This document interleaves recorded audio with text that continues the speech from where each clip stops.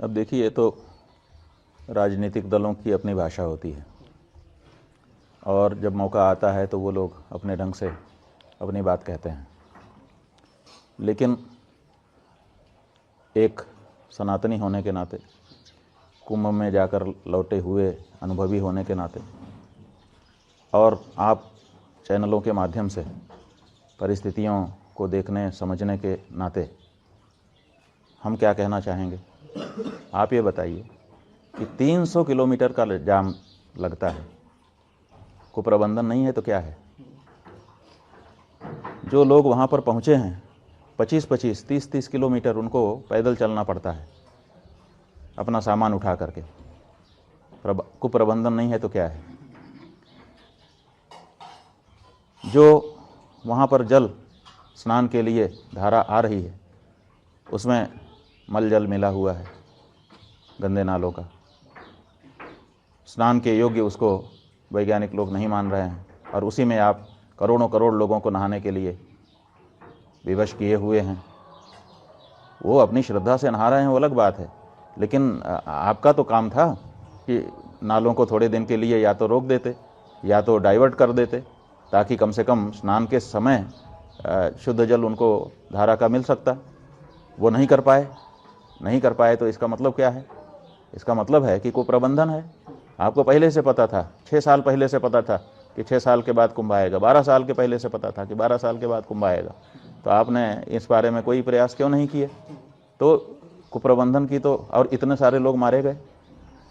जब पहले से पता था कि लोग आएंगे, इतनी ही जगह हमारे पास है, तो उसकी योजना बनाई जानी चाहिए थी कि नहीं बनाई जानी चाहिए थी?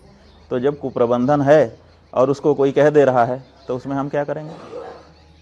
हम किसी का पक्ष विपक्ष नहीं लेंगे, लेकिन जो सच्चाई है वो तो यही है कि आपको पहले से पता है कि ये हो सकता है, तो उसके बारे में आपको कोई ना कोई योजना बना करके रखनी चाहिए। और सरकारें तो एक योजना नहीं बनाती हैं, योजना एक ए, योजना बी, योजना सी, ऐसे 2-3-4 योजनाएं बना करके रखती हैं कि अगर ये गड़बड़ हुआ तो ये वाली, ये नहीं हुआ तो ये।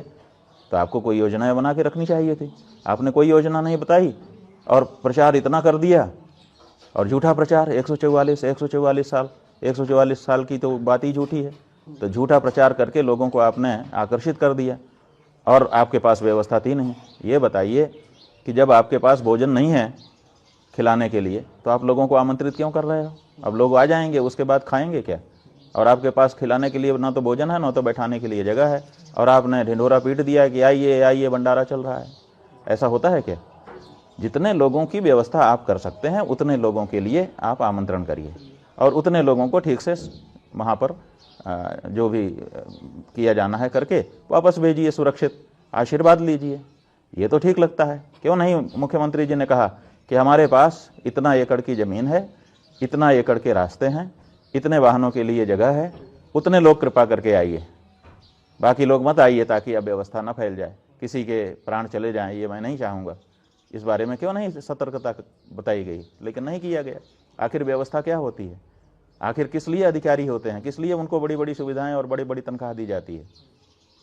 किस लिए बताइए? यही सब के लिए तो, कि वो सुव्यवस्था बनाएंगे बैठ करके। लेकिन ये सब कुछ नहीं हुआ। अंधाधुंध लोगों को आमंत्रित कर दिया गया कि आइए आइए आइए, अब दोबारा नहीं मिलेगा मौका। और उसके बाद कोई देखने वाला नहीं, पुरसा हाल नहीं। पुल बनाए गए, वो पुल बंद कर दिए जाते हैं।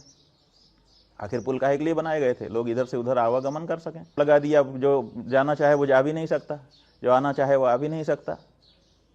कोई आपके पास वैकल्पिक मार्ग नहीं है कि अगर कोई फंस गया है, समस्या में है, उसके लिए हम एक और सुरक्षित रास्ता रखें, उसमें से निकाल करके उसको आगे बढ़ा दें। ये सब तो व्यवस्था में किया जाता है ना। तो ये जो क्राउड मैनेजमेंट का जो सिद्धांत है, उस सिद्धांत का भी परिपालन यहाँ पर नहीं किया गया। हॉस्पिटैलिटी का जो सिद्धांत है कि हम मेज़बान हैं, हम अगर लोगों को आमंत्रित कर रहे हैं, आवाहन कर रहे हैं, तो उतनी व्यवस्था हमारे पास होनी चाहिए, उसका भी कोई ख्याल नहीं रखा गया है। और यहाँ तक कि लोग मर गए तो उस मृत्यु को छिपाने का भी काम आपके द्वारा किया गया, जो घोर अपराध था। तो ऐसी परिस्थिति में कोई अगर इसको कोई संज्ञा देता है तो हम गलत नहीं कह पाएंगे।